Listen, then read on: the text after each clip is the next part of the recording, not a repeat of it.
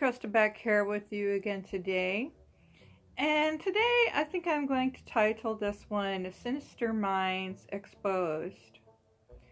As I was brushing my teeth, just now I started, and putting on my makeup, I started talking to myself about my life and the way that things are kind of altering at a faster rate,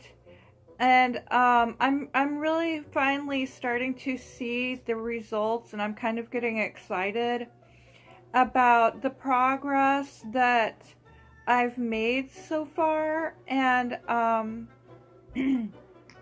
that comes from a year in recovery of narcissistic abuse, listening to recovery groups and leaders online in domestic abuse groups outside of my local area, and also reading books. Been listening to some Sam Bankin lately. He's always an interesting one, a genius. Sometimes it's hard to understand and follow along with what he's talking about, but there was a good one on codependence this week. But all in all, back to my progress,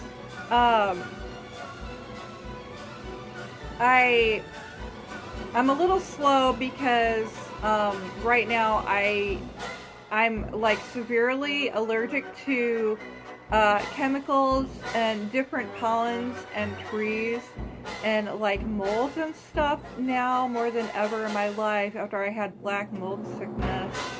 about 4 years ago when I was on drugs and staying with another one of my narcissistic boyfriends in an extremely toxic, and I mean that in every sense of the word, camper trailer vacationing for a summer. Although he did move there to be closer to his drug, and of course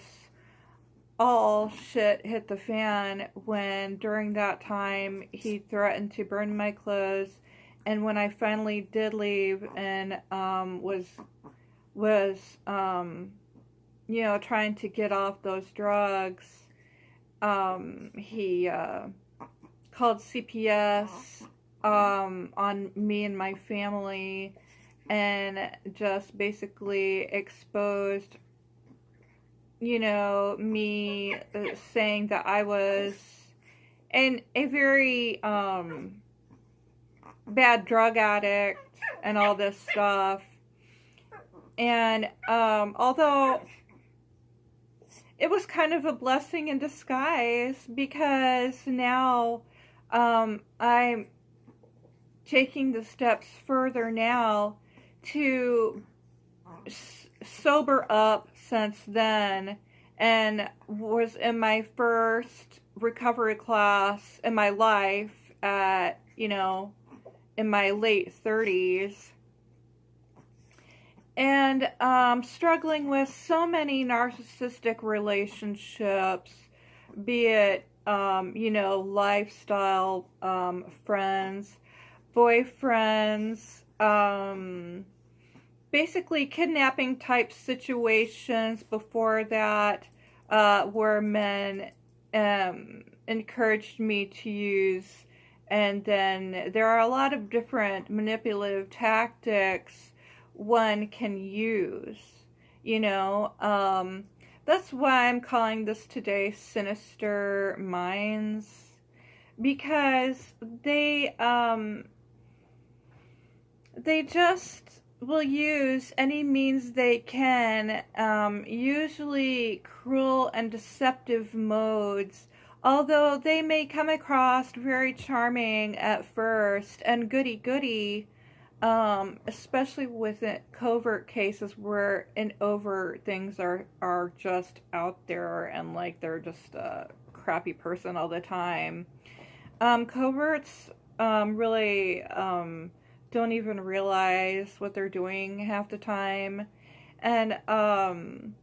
where the other half of time they know fully well what they're doing. Like if they're gonna burn your clothes or something, that is very intentional.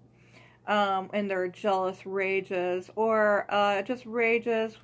that can have very unsafe times when you do tell them that you're leaving or you're leaving, and then you might come back and try to make amends with somebody that you really don't know is a sinister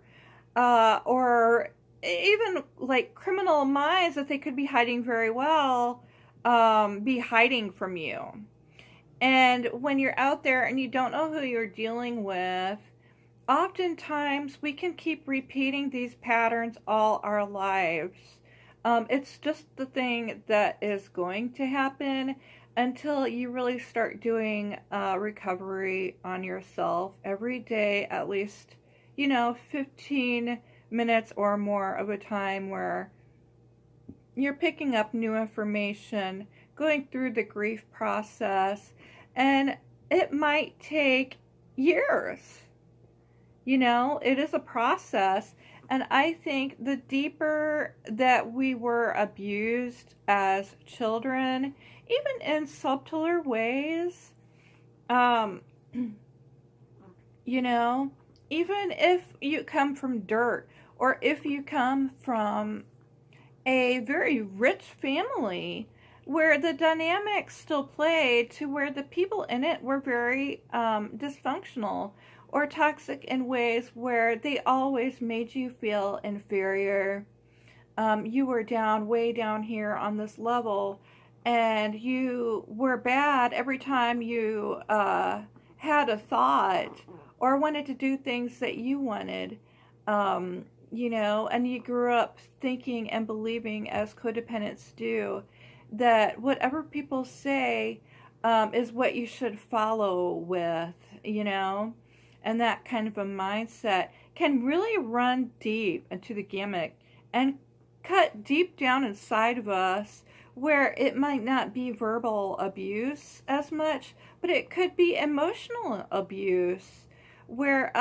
when you're young, you grew up with this feeling where just kind of a crappy feeling, like maybe you were never allowed to experience joy or to be happy, to be unique and individual, and just assert your boundaries as a normal young child should be able to do, when all those have been shut off and canceled, and you were told no to a very destructive degree. Okay? So, I was just thinking to myself, well, I want to give you some news first. I am finally bought a kit yesterday. Spent some money this time, but feel like I'm in a place right now where I can no longer take the job that I've been doing for the past 6 years, going on 6 years now. I drive Amish for a living, and talking again about toxicity, I was just kind of feeling lately like the people in it are so almost sometimes impossible to deal with, and they're actually very toxic on a scale because again, they're always doing that thing that abusers kind of do, showing all the signs and smear campaign, just talking and making a person feel lower than and incapable of and being laughed at, and like I work for them and I don't work for myself, which is obviously some like mind fuck games that they're doing, like, with that cognitive part of the brain, kind of like that gaslighting, where they make you believe things about yourself that aren't true. And it just kind of being an empath, and not being able to stand any of that I can just see through. Um, becoming very angry, but going way beyond even that point, to the point where I can no longer stand it, to almost 100 degree. So, but the thing is that sometimes it's not easy to get out of these places that we've been for so long. And maybe we're just climbing out of that muck, beginning to climb out of that muck. But, it's always good to have a plan, a safety plan, like I said, where I make enough money with this business and it's not McDonald's or something, where I could actually save a little bit of money enough to start getting my education. And, maybe I might have to gray rock it for a while longer, or whatever it takes, but it just was coming to this point lately where I just want to leave, and like to such a strong degree that I think everything is falling more into place now. And I had some relief from it yesterday when I finally bought the toolkit, and that is to become, to get my addiction coaching, ICU certification. And I'm excited about the course. I think it's going to be really neat to watch this transition in my own life and for others. It's kind of a program where a lot of people can fall back into relapse after they've been through clinics and programs, When they come out of that, this is the type of coaching that helps people to stay off those drugs or addictions permanently, instead of going back and back and back. So not only, I think, am I going to benefit from this, as all of us addicts really would care to enjoy, but also for some of my children that are still coping with their own areas and problems in that realm, and that I can also put that out for everyone else and help other people, because the struggle there is such a nightmare, and with all the toxic people that you have to deal with inside of that as well. When we come out of that, it's like we might have had CPTSD while growing up, and then when we start using it, just that PTSD and everything gets worse, until we end up in these places in our lives where we really do need to start that healing process. And we can go no further because we can stand it no longer. We don't want to be in that pain any longer and that suffering. And where our lives can really move on and take off, as we come back to who we are, and can heal and forgive ourselves and accept what was, and come to that understanding of how people are and how we can change, and really how that real good outlook can start happening, and those better choices can start happening, as we can start seeing differently, with not such pain and traumas that are still stuck in our bodies and our emotional place, where that need to be released in order to move on from this or that situation, or stop from crying all the time,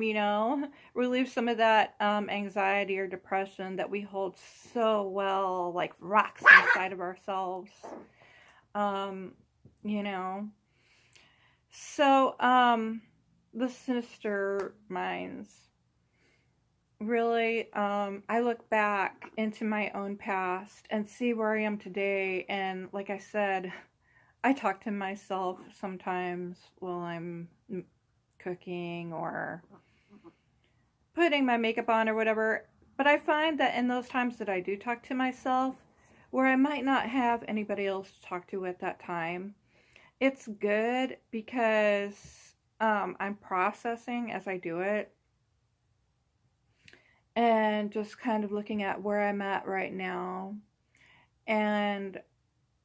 seeing what a relief it was to buy that package of schooling yesterday, because I really feel that it's time for me to get off of driving. My arthritis is so bad again from after black mold sickness. It's just so extremely painful to drive for hours and then to deal with toxic people that are sitting right next to you for hours at a time every day. I mean, I'm just to the point where I just dread getting up and going to work,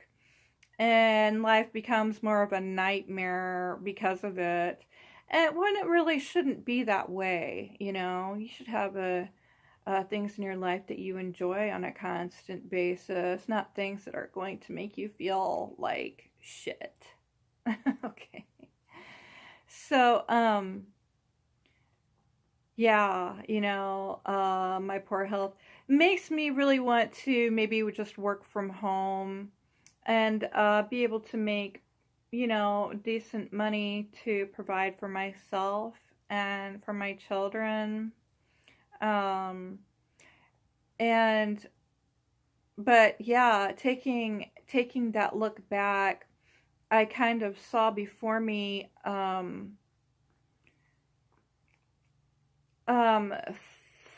fleeting thoughts of my father and how even now, like, and researching a little bit about narcissistic mothers and fathers, and how without them a lot of times even knowing what they're doing, they can really act like they want to help you and maybe shower you with bigger things sometimes, to still make themselves superior and the hero to you. And we're like minions down here. We're like, oh God, or whatever, because that's what they want, is to be worshipped from their tribe.